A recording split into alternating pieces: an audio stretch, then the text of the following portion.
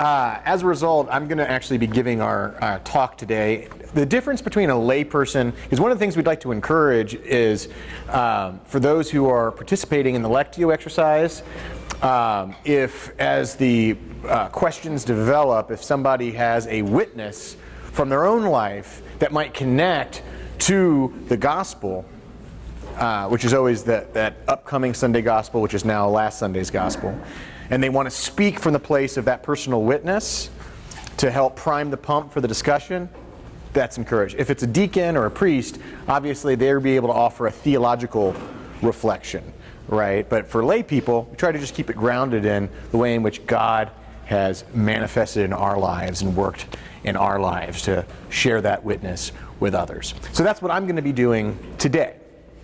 And so some of you, or hopefully all of you, were at Sunday Mass this past week and were listening to the gospel as Jesus was talking to us about the promise of the Father. The promise of the Father that would be sent upon us, upon the church, as the gift of the Holy Spirit. The promise that we're going to be celebrating this coming week. We're preparing to receive the promise of the Father.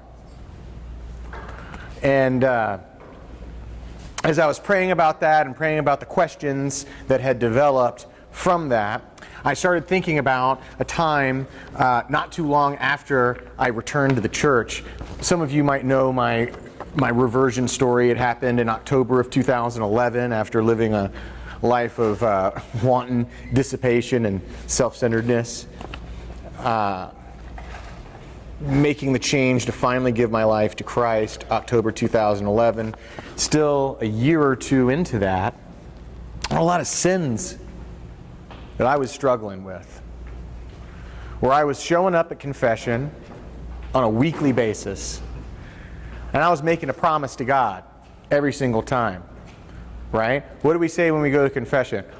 Oh my God, I'm heartily sorry for having offended you. If you are all loving and all deserving of all my love, I firmly resolve, with the help of your grace, to amend my life, to sin no more, and to avoid the near occasion of sin, right? There I was, every single week, making that promise, and yet, boom, I was falling. Regularly. And it seemed like there was nothing I could do. And I remember going before a tabernacle, and I had come to the conclusion that it's just because my faith was weak. And I just turned to Jesus in the tabernacle and I said, Lord, I'm sorry that my faith is so weak. Why is my faith so weak? And I felt the Lord rebuke me in my heart. I felt the Lord telling me that my faith is from Him. My faith is made of grace. My faith is from His heart. My faith is invincible. It is strong. It is strength itself. The problem is not that my faith isn't strong. The problem was that I wasn't relying upon my faith. I wasn't relying upon my faith. And so that was a game changer for me. Because prior to that, when I was trying to break through these habitual sins that kept creeping into my life, I realized that I was relying upon myself and my own self-will. I was white-knuckling the process, right? And what God was inviting me into was to rely instead upon Him. And to recognize that I can't do it all on my own. That I can only do it through Him.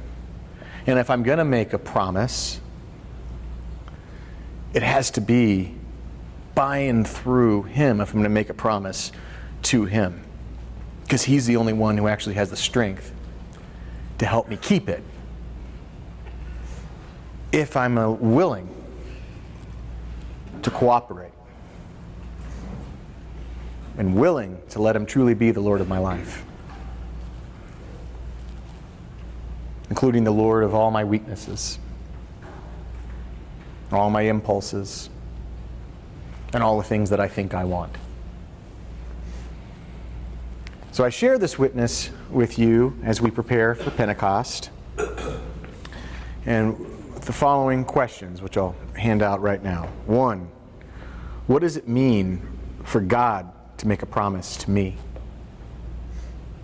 2, what promises have I made to God? Have I always been faithful to those promises?